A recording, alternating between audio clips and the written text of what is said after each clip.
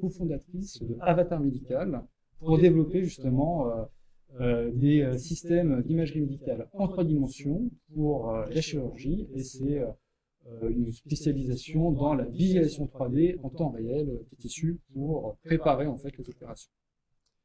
Donc on a cette face très intéressante de l'application des réalités immersives. Je continuerai avec alors Vincent Bago, Vincent Dosval-Bago, oui. Dosval, pardon, Bago, docteur en médecine en santé publique, qui est le cofondateur de Simango, et qui se propose donc de former les professionnels de santé via donc les réalités immersives en mettant en scène des serious games. Ça, voilà. Dans l'écran, alors qu'on voit au niveau du stream, nous, que nous avons sur notre gauche, Jérôme Leleu, qui est justement, alors du coup, comme aussi un multicasquette, président de Interaction Healthcare et CEO de Synforex, comme spécialiste, comme Vincent, spécialiste aussi de la formation pour les professionnels de santé, où Synforex se développe justement des serious games pour former donc les professionnels de santé. Alors du coup, peut-être sur plusieurs supports aussi, que ce soit VR, si j'ai bien compris, réalité augmentée, mais peut-être aussi du flat screen pour pouvoir avoir une offre assez large. Et donc en troisième grand type d'application, qui va être plutôt orienté sur la thérapie digitale, là nous avons, donc je vais présenter Pierre Gadea de C2Care, donc directeur général et cofondateur de C2Care, qui est voilà, une entreprise qui propose des thérapies par exposition pour traiter des phobies, des addictions et des comportements en général. Et enfin, la dernière personne que je voulais vous présenter, c'était Laureline Comte, qui, infirmière de formation, a très rapidement en fait développé une expertise dans les thérapies en réalité virtuelle, et qui, après un séjour chez France Université pour diriger la partie santé, et maintenant chez Inetum pour développer les usages en XR dans les secteurs de la santé. Donc voilà, nos éminents experts sont là et sont maintenant prêts à discuter de justement dans une première partie. Donc je vais laisser la parole à Grégory pour nous expliquer un peu ce qu'il fait chez HS. Je me permets de récupérer. Vas-y. Je te le rends après. Merci. Merci pour cette présentation. Alors, je vais être assez rapide en fait, pour vous expliquer 2 cas d'usage très simples, entre guillemets, qu'on a, avec un point de vue, pour le coup, comme tu l'as dit, plus industriel. Pour vous faire très rapidement une idée, HS Pharma, nous, on fait de la biologie, on fait de la culture cellulaire en 3D. Alors, pour ceux à qui ça parle, vous voyez ce que je veux dire. Pour ceux à qui ça ne parle pas, on élève des cellules et on les élève dans un milieu qu'on a créé, qui est en 3 dimensions. Ça peut paraître étonnant, mais dans la plupart des cas, pour les tests in vitro, les cellules sont utilisées en 2 dimensions sur du plastique. Donc nous, on a un milieu spécifique et on peut faire pousser des cellules en 3 dimensions dans des conditions qui ressemblent aux organes humains. C'est très simple. Et si on fait pousser des cellules en 3 dimensions, il faut qu'on les observe en 3 dimensions. Donc ça nous amène à 2 usages des technologies immersives. Un premier qui est plutôt lié à de la visualisation et qui est plutôt lié à de la VR, c'est-à-dire en gros, on a des cultures en 3 dimensions, on fait des images en 3 dimensions, et il faut les voir en 3 dimensions, et jusqu'à présent, voir en 3 dimensions des choses sur un écran de 2 dimensions, c'est pas simple, d'où l'intérêt d'utiliser de la réalité virtuelle pour visualiser les images. Donc on se rapproche de ce que fait Avatar Médical, avec une autre finalité chez nous, c'est que si on veut voir ces images-là, pas juste pour s'amuser, c'est qu'on veut segmenter les objets qu'il y a dedans, où sont les cellules, où sont les noyaux, etc., pour pouvoir entraîner des algorithmes de machine learning ou de deep learning pour aider ensuite à la segmentation rapide et en gros fiabiliser, optimiser les tests de médicaments. Donc ça, c'est la partie réalité virtuelle visualisation. Et la deuxième partie qui est plus industrielle, c'est que pour faire tout ça, on utilise des gros microscopes qui coûtent un bras, qui sont très puissants, et donc qu'il faut choisir, installer, maintenir et être formé dessus. Donc, comme vous pouvez imaginer, là on rentre plutôt dans la partie utilisation de la réalité augmentée. On va utiliser cette technologie-là pour valider une plateforme robotique. Celle qui est dans notre laboratoire a fait le voyage des États-Unis à Lille virtuellement avec notre prestataire qui est venu l'installer virtuellement dans notre laboratoire Lille avec des HoloLens pour valider qu'elle tenait déjà dedans, qu'elle était bien disposée, qu'il n'y avait pas de problème pour passer, etc. Et puis on a continué comme ça à valider la place des microscopes, la taille des microscopes sur les paillasses, encore une fois, pour voir s'il y avait de la place. Ensuite, la formation à utiliser un outil avec de la réalité augmentée en étant assisté par des experts qui sont partout, en fait. On se moque en fait de leur localisation maintenant. On essaye d'être dans un fuseau horaire pas trop, parce que c'est embêtant pour eux, pour nous, mais où qu'il soit, on a pu monter la semaine dernière un microscope de molecular device avec une experte en Italie, j'essaie de me rappeler où elle était, en Italie, en 30 minutes. C'est-à-dire qu'on a reçu une caisse, on a branché une solution d'assistance de téléexpertise utilisant de la notation en réalité augmentée, et à partir de là, top chrono, en 30 minutes, le microscope était fonctionnel sur notre paillasse. Donc l'idée, la maintenance aussi, c'est ça aussi. Ces microscopes-là, et en particulier, plus généralement, les plateformes robotiques sont relativement complexes à maintenir. En tout cas, il y a des experts pour ça, ce qui est assez normal. Et on a utilisé ça pour des réparations simples, entre guillemets. Quand il faut enlever deux boulons, débrancher quelque chose, enlever un obturateur d'un microscope et le remplacer par une pièce, la procédure normale, c'est de faire venir le technicien européen, qui est quelque part en Europe. Alors, des fois il est prêt, il arrive vite. Des fois il est au fin fond de l'Allemagne, il arrive moins vite. Ça veut dire que changer ça, ça prend 3 jours. Il faut un jour pour qu'il arrive, un jour pour qu'il fasse tous les tests, et un jour pour qu'il reparte. Je ne vous parle pas du coût, qui est, on va dire que le prix de la pièce n'est pas tout à fait le coût intégral du déplacement d'un technicien pendant 3 jours, c'est quand même très cher. Donc on a mis en place des choses pour faire ça avec un support, encore une fois, des experts de la marque. Pour interagir, vous imaginez bien, facilement, rapidement, on reçoit la pièce, on la monte. Après, si vous voulez, on parlera des problématiques de responsabilité dans ces cas-là, qui sont loin d'être négligeables, parce que sur un microscope à 600 000 €, savoir qui a la responsabilité de qui potentiellement peut le casser, c'est un des freins à la diffusion de cette technologie qui nous paraît à nous aussi extraordinaire que ça. Donc voilà, c'est quelques cas d'usage très pragmatiques avec des outils, je ne vais pas dire basiques, mais ce n'est pas de la science-fiction. On a des outils qu'on utilise tous les jours, plus ou moins coûteux, entre une solution sur smartphone de téléexpertise et un HoloLens, c'est tout à fait le même prix. Mais on arrive aujourd'hui très facilement à intégrer ça dans les usages de l'entreprise, et même mieux, comme moi c'est ce que j'ai vu. Je ne suis pas un bon, je connais ça depuis longtemps, donc vous pourriez dire, ok, c'est bon, tu sais ce que c'est, tu l'as mis en un an. Moi j'ai mis des HoloLens sur la tête de gens qui n'avaient jamais vu ça, et qui en 2 minutes chrono ont oublié les lunettes et sont partis vérifier que la plateforme avait bien les arrivées de gaz dans le bon sens. Donc c'est ça aussi la partie intéressante et très concrète de l'utilisation de ces technologies.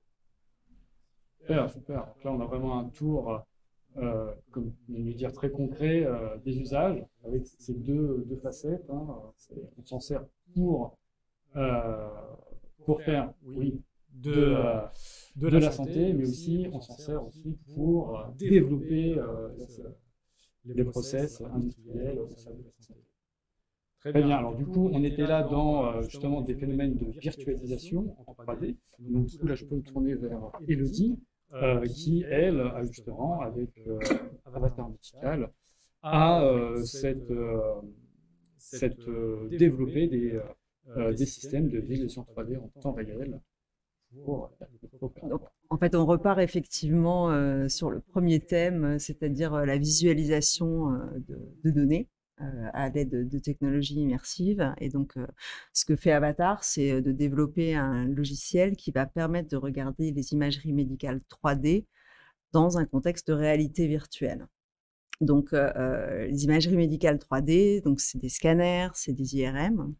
Si vous avez eu la malchance d'avoir en passé ou un proche, vous avez reçu un compte-rendu de radiologie, vous voyez probablement les coupes en noir et blanc typiques qui sont les interfaces dans lesquelles le radiologue va poser un diagnostic. Donc, une image 3D, c'est en fait une succession de telles coupes qui sont acquises. Et donc, c'est cette information-là qui est disponible pour que le radiologue diagnostique la maladie, mais c'est l'information qui est aussi disponible après, plus tard, pour un chirurgien qui va devoir vous opérer et décider de ce qu'il va avoir à faire au bloc opératoire.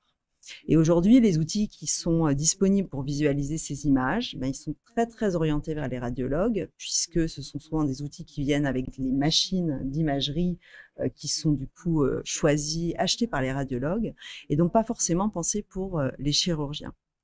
Et les radiologues sont très habitués à utiliser des outils de visualisation finalement de ces coupes en 2D pour travailler. Et ces coupes en 2D, elles ne parlent pas du tout aux chirurgiens pour appréhender leur vraie vie, qui est de la vraie 3D d'un vrai patient au bloc opératoire. Donc dans ce contexte-là, en fait, apporter cette information de l'imagerie médicale en vrai 3D, pour un chirurgien qui va avoir affaire à un vrai patient en 3D, ça crée une véritable plus-value dans la compréhension. Et le chirurgien ne va pas du tout chercher le même genre d'information que le radiologue dans l'image. Il n'a pas les mêmes problèmes. On n'est pas en train de poser un diagnostic, on est en train de comprendre, par exemple, quelle voie d'abord, où est-ce que je vais ouvrir, il faut que j'évite telle structure noble ou tel vaisseau. Est-ce que je peux passer en endoscopie ou est-ce qu'il faut que j'ouvre le patient? Donc, on ne regarde pas forcément du tout les mêmes éléments anatomiques dans l'image et on a des vrais sujets d'architecture 3D, de position relative des organes les uns avec les autres pour pouvoir prendre ces décisions. Donc, avec la réalité virtuelle, en fait, le chirurgien, il a une image en vrai 3D, donc c'est même plus puissant que les modèles 3D sur un écran parce qu'en fait, avec la stéréoscopie, il a la profondeur.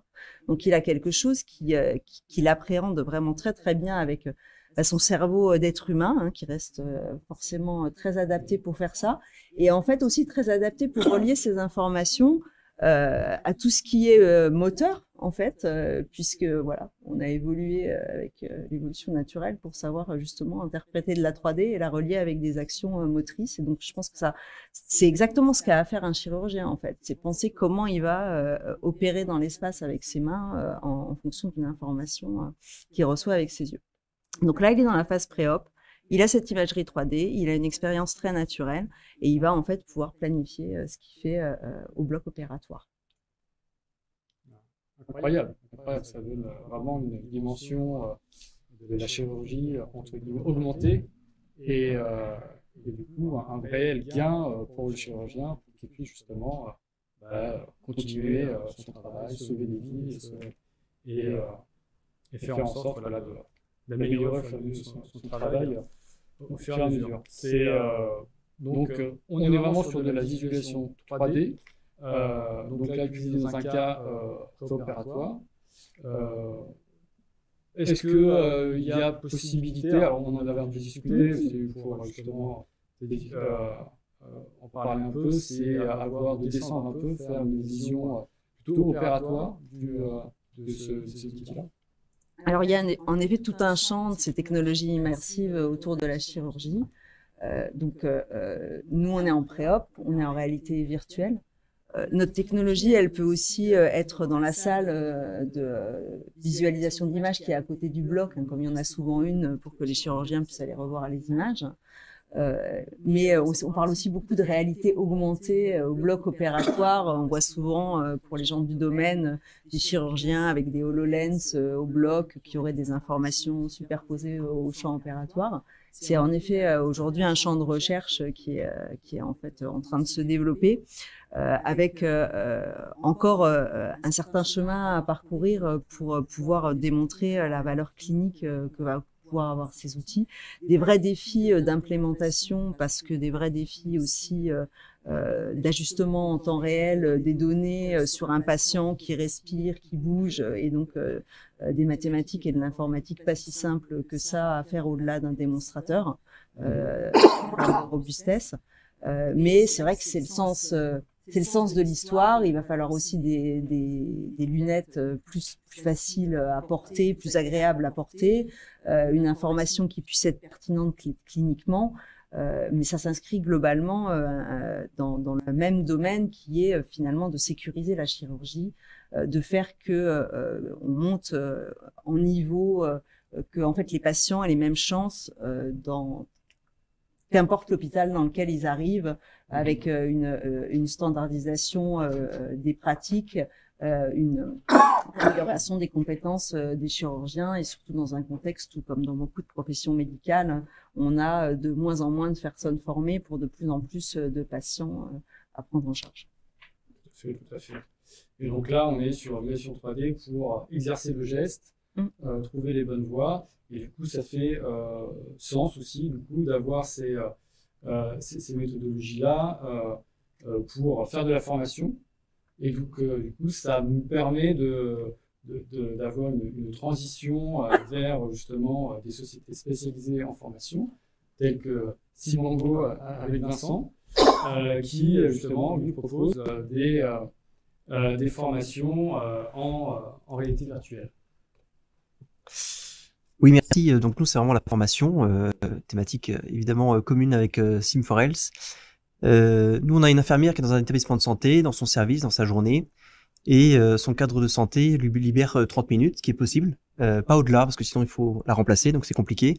Mais 30 minutes, on peut libérer un soignant et lui demander d'aller dans la salle de pause ou dans le bureau du cadre et de prendre un casque de réalité virtuelle. Nous, on a vraiment visé des casques extrêmement simples, qui sont juste en viser et cliquer, comme si on était sur un ordinateur. Elle met le casque et elle est dans un autre environnement pendant 25-30 minutes. Elle n'a jamais testé la réalité virtuelle, donc il faut vraiment que pour elle ce soit le plus simple possible. Et on voit déjà qu'avec le smartphone, il y a certaines personnes qui ont des difficultés, donc c'est un vrai challenge et on en parlera dans la massification. Et elle suit des formations sur le bloc opératoire, où elle est dans une chambre du patient, doit essayer de trouver des erreurs artificielles, comme par exemple un bracelet qui n'est pas au bon moment du patient, ou une sonnette qui est au sol, qui n'est pas accessible, ou un flacon de solution dracolique qui est périmé.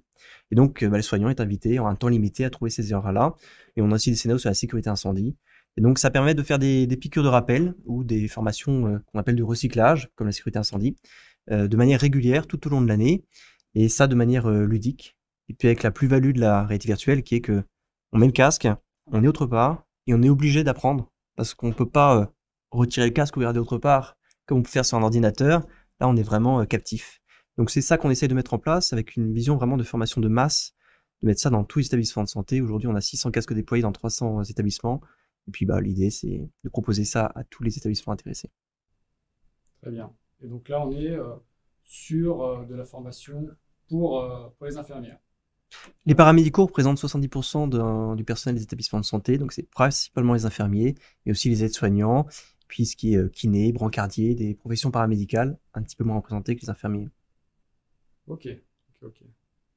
Oui, donc du coup, on voit avec 70% de professionnels de santé qu'il y a tout un champ justement de formation qui est vraiment très utile, et avec principe de formation continue pour faire justement en sorte que les compétences soient toujours présentes et que ces personnels soient à niveau tout le temps. C'est un outil complémentaire par rapport à la formation classique magistrale type PowerPoint. L'e-learning commence à être mis en place, mais qui n'est pas toujours très bien accepté parce que c'est sur l'ordinateur.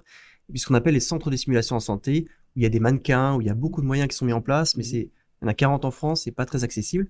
Donc la réalité virtuelle, c'est au milieu. Voilà, c'est un outil complémentaire par rapport à ce qui existe déjà. Et j'aurais aimé moi-même, en tant que médecin, être formé avec ce type d'outil. Ok. Ça m'aurait évité... Non, je n'ai pas fait d'erreur. Super. Du coup, l'autre grand acteur de la formation, donc c'est Jérôme Leleu avec justement Sim4Health. Jérôme, peux-tu nous parler de ton expérience sur la formation en réalité virtuelle? Oui, bonsoir Gabriel, bonsoir à toutes et à tous. Je vois des têtes connues. Donc c'est sympa, j'aurais voulu être avec vous aujourd'hui, mais malheureusement, c'était pas possible. On n'a pas encore inventé voilà, le déplacement. Il est que virtuel ce soir. Merci à France University Learning pour l'invitation. Donc, Jérôme Leleu, donc, je suis fondateur et le directeur général donc, de Sim4Health. On est, nous, spécialisés dans la simulation numérique. Comme Vincent vient de l'expliquer, c'est vrai que la partie réalité virtuelle est peut-être la partie la plus, entre guillemets, visible aujourd'hui, notamment de la part des acteurs. Mais comme tu l'as souligné, Gabriel, on a notamment en termes de technologie aujourd'hui, 80% des projets sont encore sur des devices relativement classiques, hein, que sont bien sûr les ordinateurs et les tablettes. Et je pense que ce sera intéressant avec Vincent et peut-être également les autres acteurs de parler de la massification, notamment de cette diffusion de la réalité virtuelle.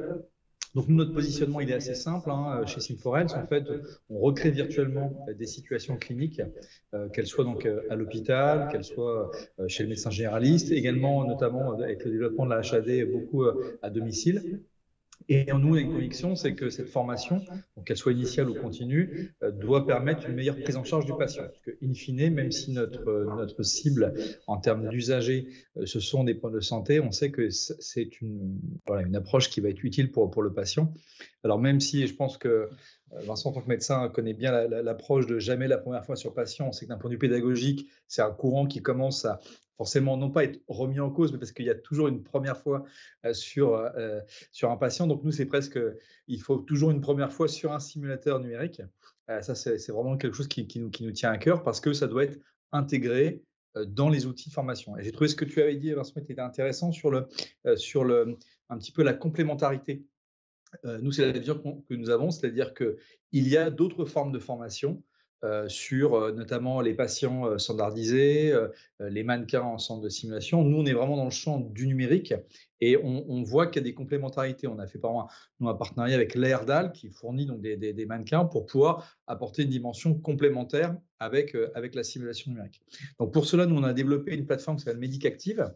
On a formé à peu près 150 000 personnes depuis maintenant un peu plus de 5 ans. Et le but, notamment, c'est de faciliter cette diffusion sur ordinateur, sur tablette et sur réalité virtuelle. On fait pas d'autres technos aujourd'hui. On a fait quelques POC sur la réalité augmentée. Mais nous, on est dans un sujet aujourd'hui, non pas de R&D, on va dire pour se faire plaisir, mais vraiment d'essayer de développer des produits qui vont être utiles pour notamment les problèmes de santé avec lesquels on travaille. Et donc, juste pour finir, en fait, on a, nous, aujourd'hui, je crois que c'était un sujet que tu voulais aborder, Gabriel, qui était également les modèles économiques. Et donc, nous, on a 2 lignes de revenus. La partie produit, on fait des produits sur étagère. Donc, comme l'a dit Vincent, on est aussi très présent dans le paramédical. Donc, on forme notamment en formation initiale les futurs infirmières et infirmiers avec une collection de 9 simulateurs complétés par 2 simulateurs en réalité virtuelle, mais également des simulateurs notamment sur écran qui s'appellent SimDose. Donc, ça, c'est des produits que nos clients achètent sur étagère qui vont de quelques dizaines d'euros jusqu'à plusieurs milliers d'euros selon les solutions. Et puis, on a aussi une partie plutôt en tant qu'éditeur, au sens logiciel du terme, on développe des simulateurs numériques pour certaines thématiques, donc des aires thérapeutiques spécifiques. Le dernier en date est celui autour des maladies rares, parce qu'on est persuadé que l'errance diagnostique peut être diminuée grâce à la formation. Et donc, on a développé une plateforme sur la culture du doute. Voilà.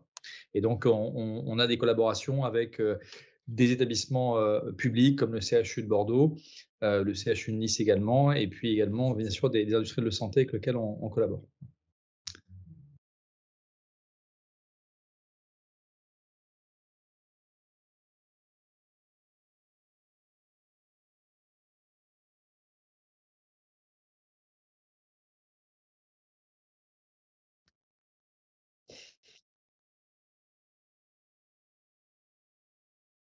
Et je ne sais plus quand. Après Sim4Health.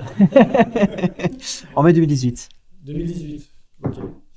Ouais, donc du coup, on a peut-être aussi cette différence d'approche où la maturation en fait et des outils étant plus avancés à la création de ces robots, peut-être que des choix ont été différents à ce niveau-là.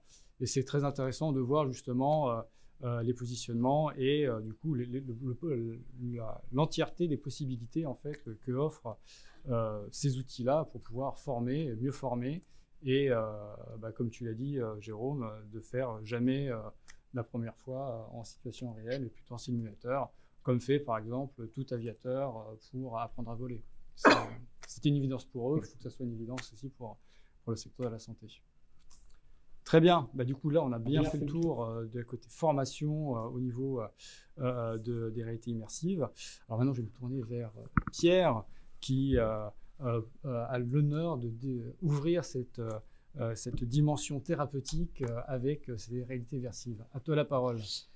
Bonjour à tous et merci à France Immersive Learning de m'accueillir. Moi, c'est vraiment un bonheur de retrouver tous ces acteurs de VR qu'on voit autour de nous, qu'on se connaît, on se suit tous. Et c'est un plaisir de partager ce moment avec vous.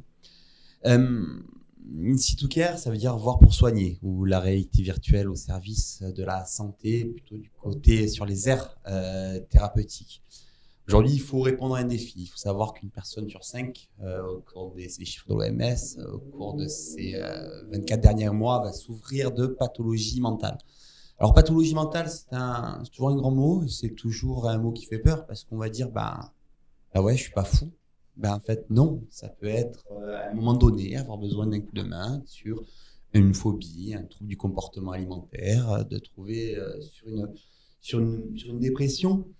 Et aujourd'hui, la première mission de See2Care, je pense, a été de déstigmatiser l'image de la psychiatrie. Non, la psychiatrie, c'est pas uniquement un canapé, un fauteuil avec un monsieur qui a des lunettes, un petit peu en professeur Folding qui va dire des choses et qui va me parler de ma maman. Il y a aussi les thérapies qui sont des thérapies brèves et qui sont très efficaces. Et quoi de mieux que le serious game? L'application de la technologie des jeux vidéo à des domaines sérieux, la définition du serious game, pour pouvoir travailler sur l'alliance thérapeutique. Il y a 6 ans, il y a les équipes du professeur Christophe Lançon, qui est chef de service à l'hôpital de la Conception, qui nous a contactés, qui nous a dit, on avait une société de développement de logiciels avec mon associé, qui nous a contactés en disant, écoutez, ça fait une douzaine d'années que dans le cadre de la recherche, on travaille sur ces thérapies par exposition en réalité virtuelle, parce que l'une des meilleures méthodes pour traiter sa phobie, c'est de pouvoir se déplacer de manière s'exposer de manière graduelle à différents niveaux d'anxiété. C'est-à-dire, si vous avez peur des hauteurs, vous allez d'abord vous exposer avec votre médecin psychiatre ou votre psychologue, votre infirmier au premier étage, puis au deuxième, puis au troisième, au cinquième, pour monter dans la graduation. Et quand vous avez peur de l'avion, vous allez partir avec votre psychologue, votre psychiatre, c'est ce qui marche le mieux, et pouvoir faire 10 décollages et 10 atterrissages. Dans les faits, ça se fait pas. Ce sont les thérapies par exposition in vivo, dans le réel. Nous, on a retranscrit cela en thérapie par exposition in virtuo, en réalité virtuelle. Quand on a commencé il y a 6 ans, il y avait 3 ou 4 centres de recherche qui étaient équipés avec des casques de réalité virtuelle. C'était les tout débuts, il n'y avait pas eu cette démocratisation.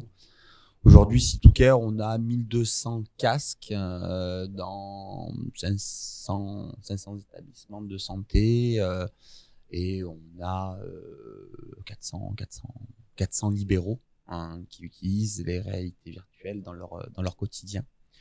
Ce qui fait entre 35 et 40 000 expositions par an de retour patients sur des pathologies, les phobies, j'en ai parlé, mais aussi les thérapies par exposition, ça prend son sens dans l'addiction. Parce que quand je dois exposer mon patient dans un bar pour prévenir le craving, cette envie, cette pulsion de consommation, cette envie irrépressible de consommer, pouvoir s'exercer directement à l'hôpital face à des produits toxiques tels que la cocaïne, le cannabis, le crack, pouvoir donner cette possibilité d'améliorer les offres, les prises en charge des patients et travailler sur cette alliance thérapeutique, ça donne de très très bons résultats puisque on a une vingtaine d'études en cours et on a un partenariat avec une vingtaine de CHU avec lesquels nous travaillons. Voilà l'ADN de See2Care, notre mission et ce qui nous anime aujourd'hui, qui continue à nous donner d'avoir cette envie d'avancer. pour l'amélioration. Super. Donc vraiment là, un beau retour d'expérience sur justement comment traiter des addictions et les troubles comportementaux grâce à la réalité virtuelle. Et du coup, je vais pouvoir me tourner vers Laureline qui, elle, a une vision un peu plus globale de l'ensemble des thérapies qu'on peut avoir avec justement ces techniques de réalité virtuelle. Et donc, Laureline, peux-tu nous dire à peu près justement les grandes thérapies qu'on peut avoir, hormis justement l'addiction et les troubles de comportement qu'on vient de voir, avec la réalité virtuelle. Oui. Bonsoir à tous. Merci Francis, merci de cet événement qui est pour moi une petite victoire, puisque effectivement c'est cette filière-là que France Immersive Learning a voulu monter en octobre 2020 et qui aujourd'hui s'exprime enfin. Et je pense qu'il y aura de très très belles heures, puisque toutes les études vont dans ce sens-là, à dire que la santé est le prochain grand marché de la XR. Donc vous avez tous choisi le bon coin, c'est ici qu'il fallait venir. C'était de la parenthèse. Pour ce soir, donc pour cette partie-là, je suis effectivement représentante, entre parenthèses, de ceux qui ne sont pas forcément là ce soir, et entre autres des thérapies analgésiques, puisqu'aujourd'hui en réalité virtuelle, on a principalement deux grands types d'activités sur la thérapie. On va avoir effectivement les thérapies d'exposition, que nous a très très bien représenté Pierre, et les thérapies d'analgésie. Donc l'analgésie, c'est reprendre les codes tout ou partie de l'hypnose médicale pour l'adapter à des mondes virtuels et permettre de transporter le patient dans un univers qui va le distraire du quotidien, enfin de ce qui se passe en tout cas sur le moment T, et lui permettre d'absorber sa douleur. Alors, selon les personnes, selon les techniques utilisées, on va vous dire que ça coupe la douleur, que ça va arrêter le noyau de la douleur. Enfin voilà, les marketeurs s'occupent du reste. Mais l'histoire, c'est ça, c'est qu'effectivement, ça va reprendre les codes de l'hypnose tout ou partie pour pouvoir créer cet univers-là. La force vraiment de ces thérapies-là, c'est qu'en réalité, quand on vous fait faire l'hypnose médicale en bloc opératoire, par exemple, puisque c'est très utilisé dans ces contextes-là, vous avez du mal à imaginer. C'est-à-dire qu'on va vous dire, fermez les yeux, imaginez-vous sur une plage, là où vous voulez. Vraiment. Et le problème, c'est que les gens, de par leur stress, ce qui est quand même compréhensible, on s'apprête à les ouvrir, vont avoir du mal à se projeter. De fait, ils vont moins bien s'imprégner de l'hypnose, et l'hypnose va moins bien fonctionner. Il faut savoir que toute chirurgie créée sous hypnose, faite sous hypnose, est toujours avec un backup chimique. Il n'y a pas de souci là-dessus, on ne vous laissera jamais faire juste de l'hypnose, et puis si ça ne marche pas, tant pis, vous aurez quand même. Ça ne marche pas comme ça. Mais donc du coup, l'idée, c'était de dire, on va leur donner l'image, l'image elle est déjà là. Donc vous n'avez plus besoin d'imaginer, finalement, l'image elle est là. Et vous n'avez pas votre petit vélo qui se met à tourner en arrière-plan en disant « Oups, est-ce que je vais quand même avoir mal ?» Puisque finalement, l'image étant, vous êtes vraiment immergé dans ce nouveau monde, et ça vous permet d'être 100% à ce que vous faites.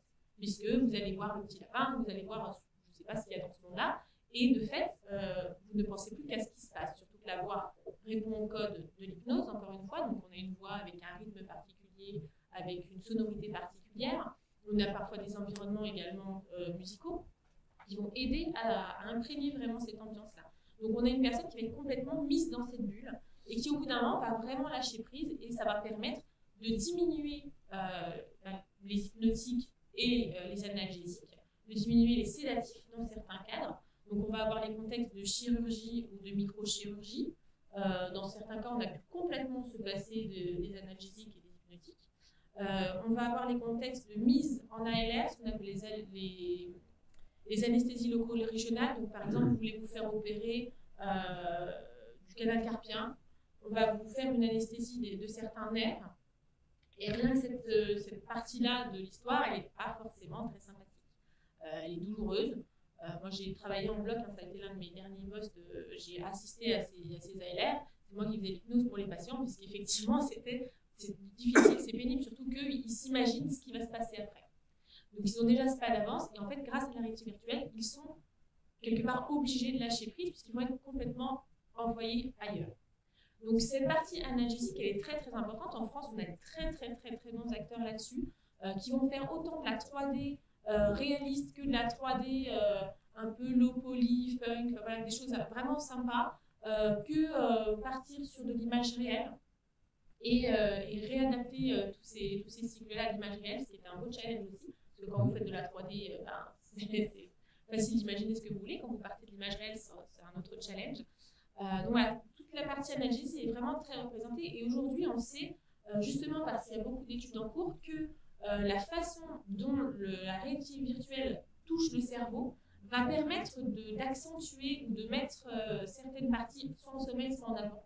Il y a beaucoup de recherches qui sont faites dans tous les pôles, notamment les pôles psychiatriques des CHU, sur comment est-ce que la réalité virtuelle peut nous amener à nous détendre, peut nous amener à passer outre certains traumas, peut amener les personnes âgées à prévenir le syndrome d'Alzheimer ou de perte de mémoire.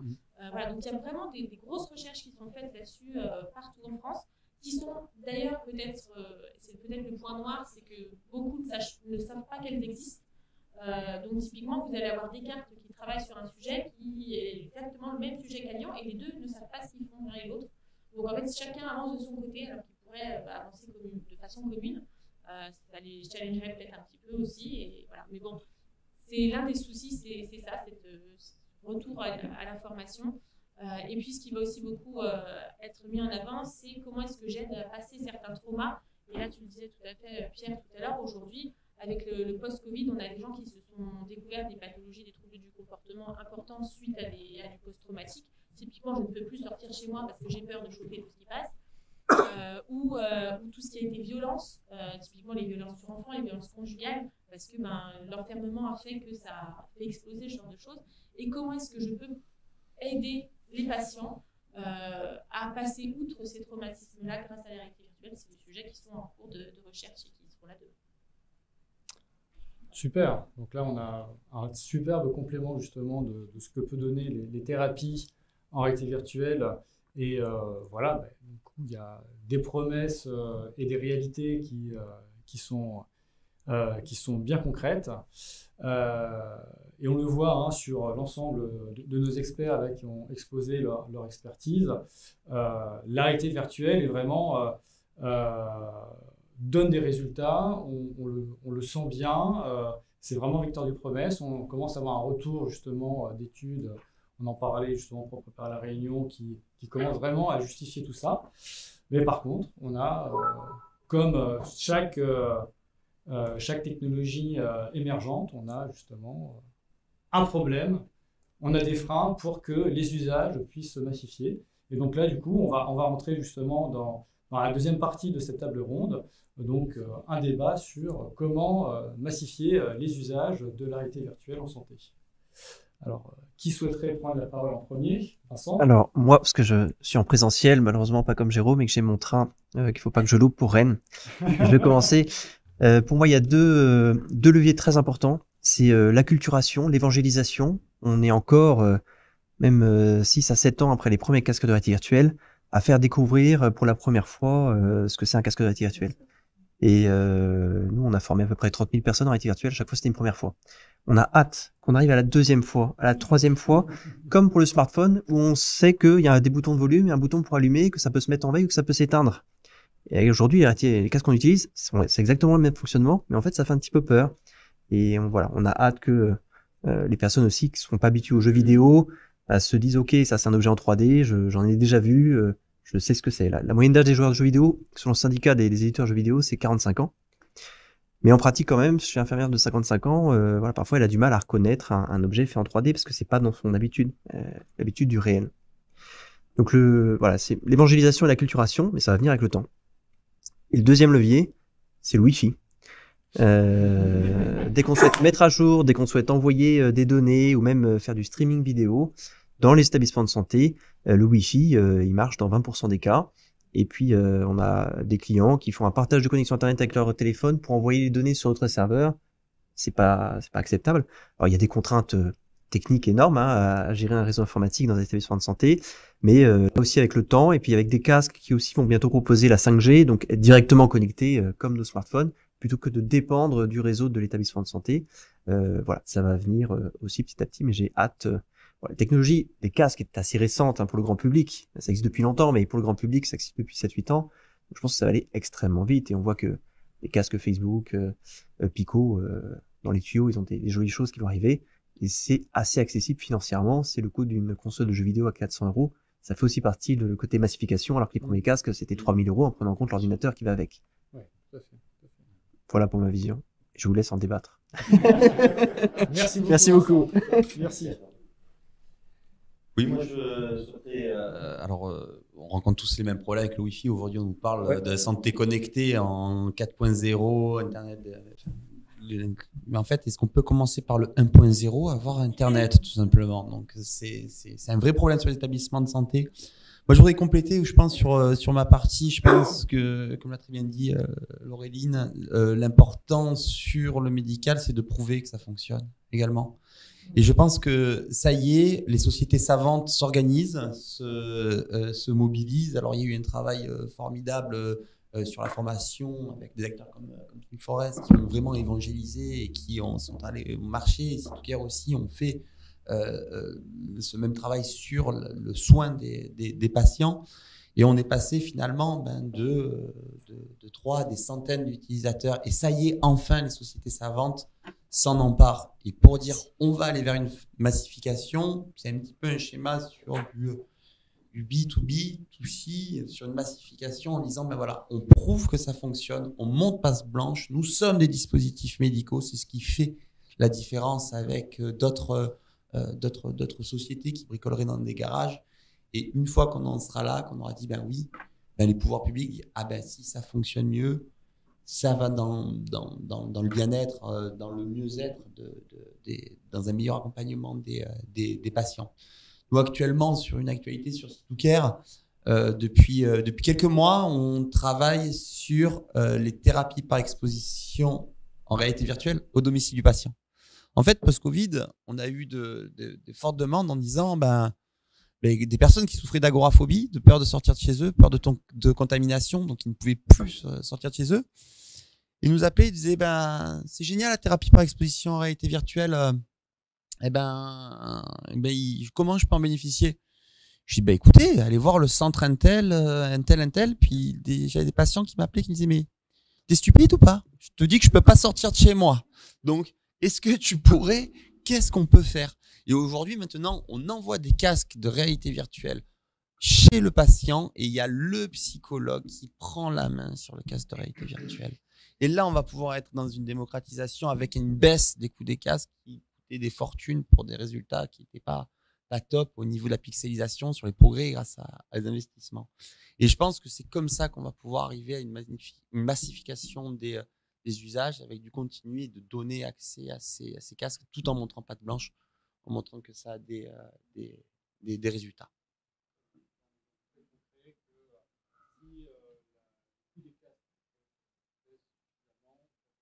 Beaucoup plus, donc du coup, l'acculturation, l'évangélisation, on va pouvoir suivre et mieux diffuser. Avec aussi toute cette problématique qui sera un jour pour les dispositifs, le remboursement.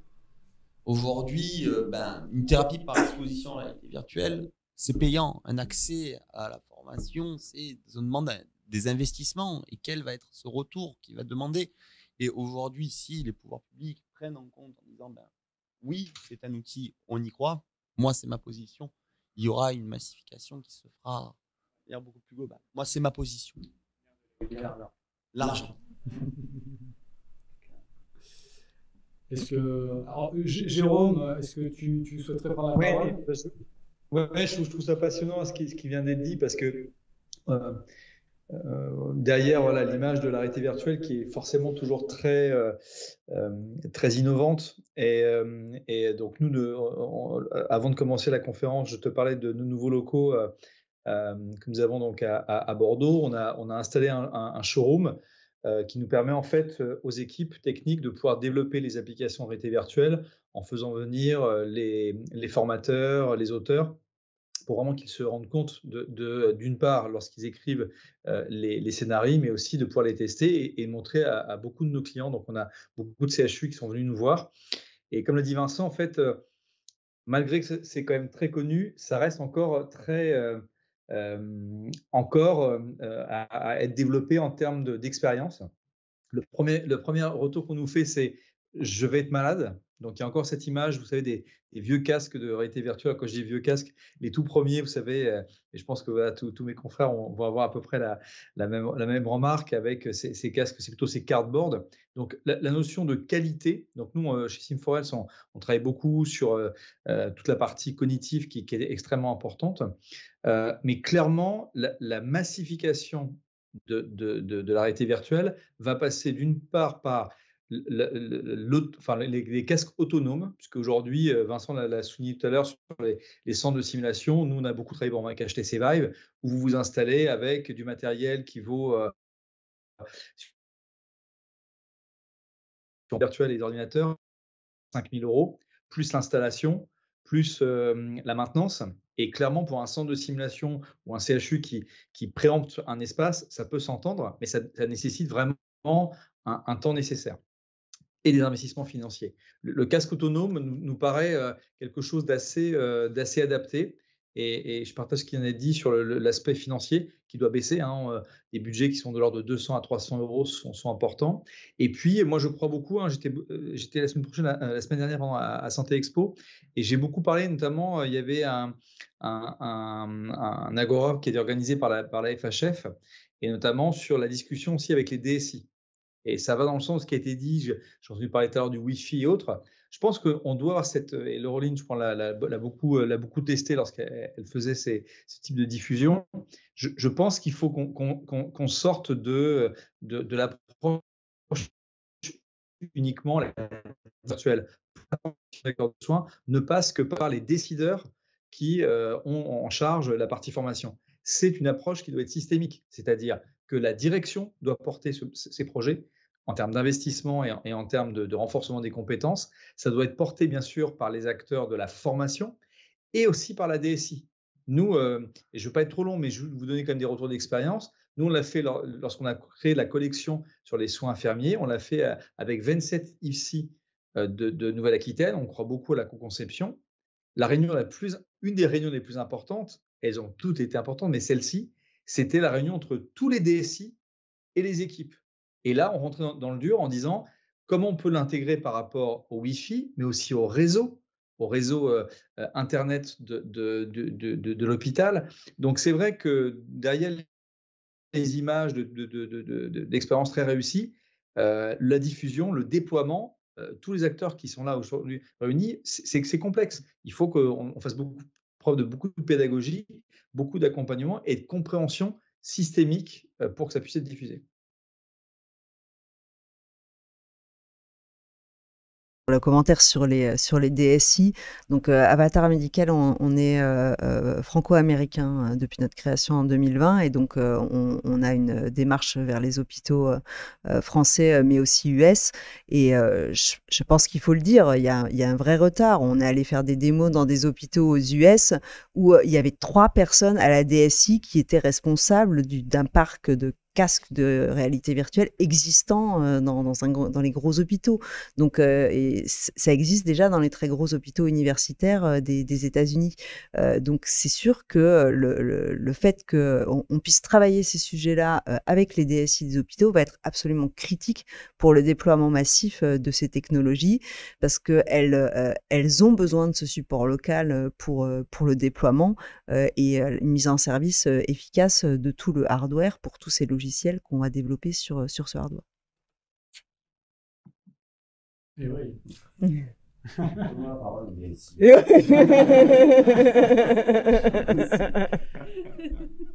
J'ai péché quand j'étais... Non, je veux juste remettre... Ce point est vraiment très important. Enfin, vous avez tous raison. Alors déjà, je faisais partie d'une DSI, d'un CHU.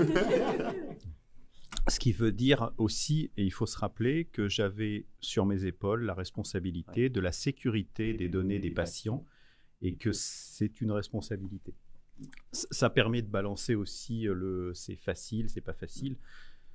Quand tout le monde y met de la bonne volonté, on trouve des solutions, mais bon, ça nous dit aussi qu'il faut trouver un certain équilibre et que c'est une évolution. Hein.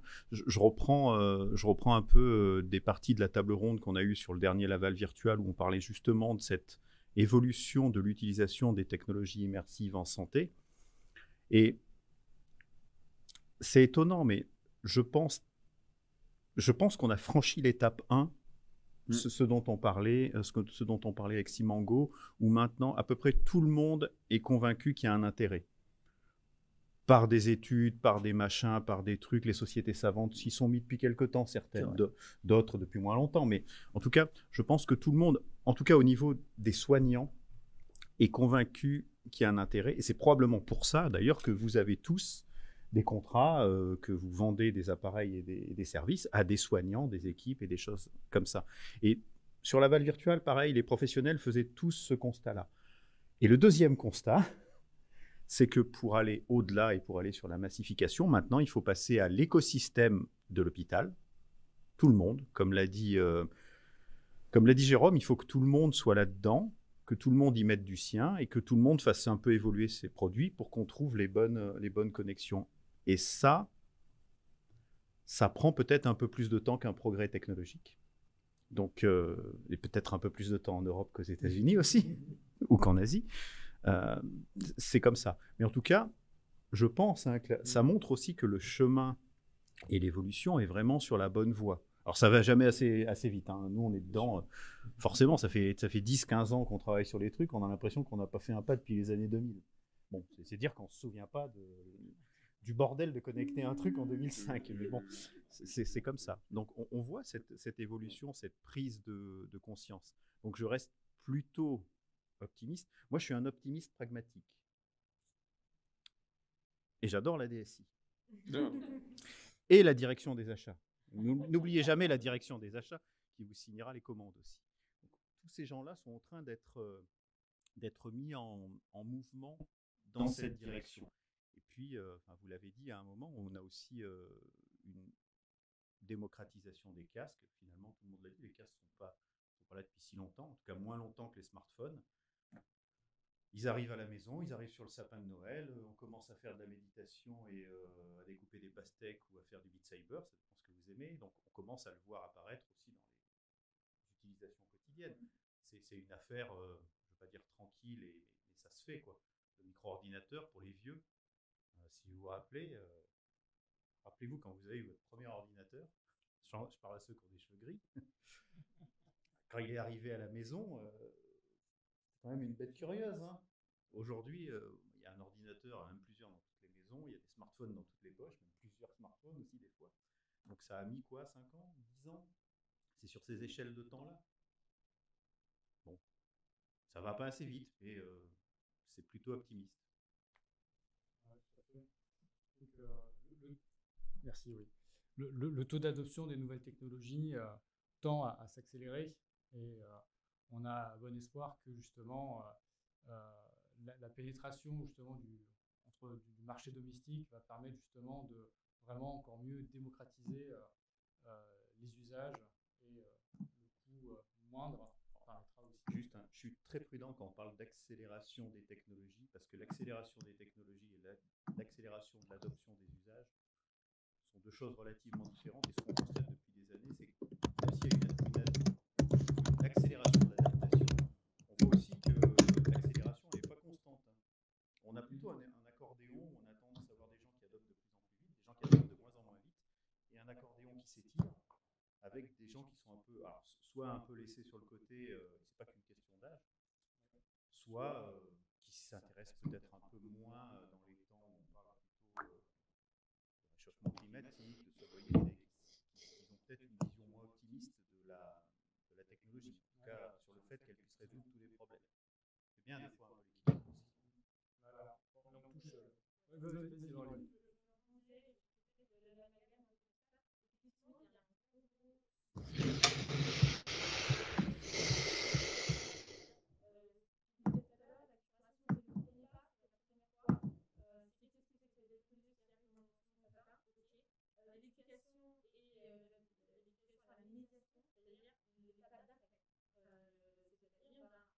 J'ai compris que ça avait intérêt, je trouve que ça avait intéressant de l'utiliser une fois, deux fois, trois fois. Et comment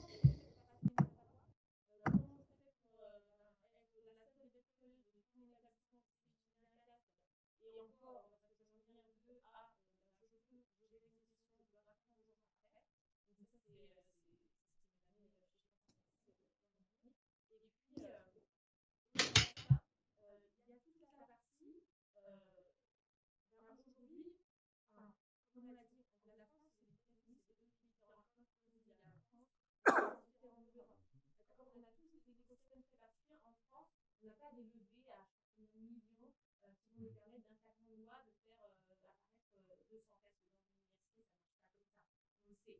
Donc, effectivement, il va y avoir un besoin de rassemblement à un moment donné pour être visible et à un moyen. Il y a besoin effectivement que les pouvoirs publics s'en emparent parce qu'à un moment donné, c'est aussi eux, et en France, la partie publique est énorme sur la santé.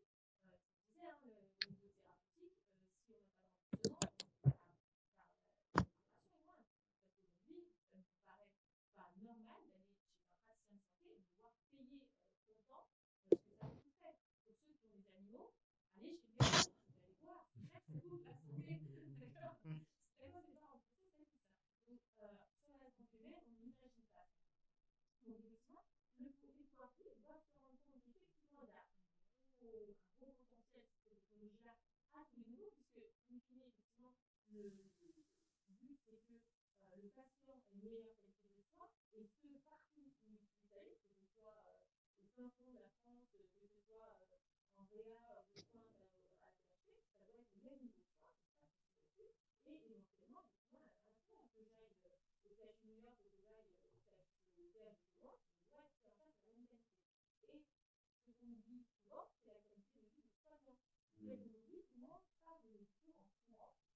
Demain, si on valorise leur savoir, on leur montre des façons différentes d'apprendre, et ben, on va pouvoir les réattirer vers ces métiers-là, leur montrer que ils peuvent apprendre tout au long de leur carrière différemment. Leur montrer que s'ils sortent de leur cursus sans avoir posé de sonde urinaire ou sans avoir fait une prise en charge de CIP, de chambre implantable en cancéro, c'est pas grave parce qu'ils vont être formés très simplement sans avoir à pallier du manque de temps de leurs collègues. Typiquement, j'arrive en cancéro, je dois changer une CIP, ma collègue me dit oui, écoute, je te montrerai ça plus tard, soit vous l'apprendrez jamais, soit vous l'apprendrez sur le tas et vous ferez une erreur. Donc là, ça vous permet d'avoir effectivement des cas concrets pour y aller. Donc il faut pouvoir montrer au pouvoir public et aussi aux décideurs privés, parce que là-dedans, on a les mutuelles, on a les medtech qui peuvent aider justement à cette massification, parce que les medtech, c'est quand même des gens qui, avec toute l'industrie pharma, qui ont quand même de l'argent, donc qui peuvent aider à la production de ces effets-là. Si la production est faite derrière, avec un bon accompagnement, on peut avoir un bon déploiement, et donc du coup, avoir une rencontre entre les deux. Et une fois qu'on se rend compte de tout ça, il y a vraiment effectivement, comme tu disais tout à l'heure, le nerf de la guerre, c'est l'argent. Donc à un moment donné, si on veut pouvoir accompagner ces gens-là, leur faire des programmes d'accompagnement qui soient top carré, c'est libérer déjà les mains des producteurs, excusez-moi de vous dire, mais pas forcément que ça a à faire de faire de l'accompagnement au déploiement au début, et leur permettre de le faire confortablement sans avoir à regarder le fond de la poche si ça se vide pas trop vite. Donc c'est vraiment quelque chose de globalisé où il faut qu'acteurs publics, acteurs privés, acteurs de la production aillent tous main dans la main chercher la santé à tous ces niveaux, parce qu'aujourd'hui on parle beaucoup des chirurgiens et des paramédicaux infirmiers. Enfin, en kinésithérapie, d'ailleurs j'ai oublié cette parenthèse-là tout à l'heure sur la thérapie et aussi de la rééducation. En kinésithérapie, ils font de la rééducation en réalité virtuelle, mais les écoles de kiné ne savent pas ce que c'est avec des casques. Cherchez l'erreur. Alors que tout ce qui est anatomie dynamique pour les kinésithérapeutes en éducation initiale, ce serait juste vraiment, vraiment pertinent. Aujourd'hui, ils apprennent sur des livres. D'accord ? C'est quand même pas ce qu'il y a de mieux au niveau représentation anatomique. Donc, il y a vraiment un intérêt aujourd'hui qui a été prouvé par des dizaines d'études à l'international. Il suffit de pouvoir montrer ça au pouvoir public pour qu'ils impulsent cette aide à la massification via des financements. Et c'est ce qu'on est d'ailleurs en train d'observer avec toute l'arrivée des PIA. D'accord ? En ce moment, il y a des vagues de PIA, en voulez-vous, en voilà, entre DMOES, CMA, et j'en passe et des meilleurs. On a cette prise en compte que l'innovation, c'est quelque chose d'important dans la massification de ces villages-là demain. Donc il faut tenir bon. Je pense c'est serrer tous un peu les coudes parce qu'on fait tous les choses de façon très différente. Il y a une valeur dans tout ce que chacun fait et avancer sur le fait qu'on puisse tous être visibles demain et avoir une éducation propre là-dessus demain. Super, super. Donc si je retiens bien, nous avons passé une première étape en termes de massification des usages. Une deuxième étape est à franchir. Est-ce que on y est presque ou pas?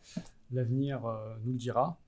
On est sur la fin de notre table ronde. Il est 20h40. Donc, je propose de clôturer sur les mots de Laureline et de vous souhaiter donc à tous bonne continuation pour que justement la santé en XR puisse perdurer et du coup être accessible à tous. Merci à tout le monde. Merci. Merci. Merci.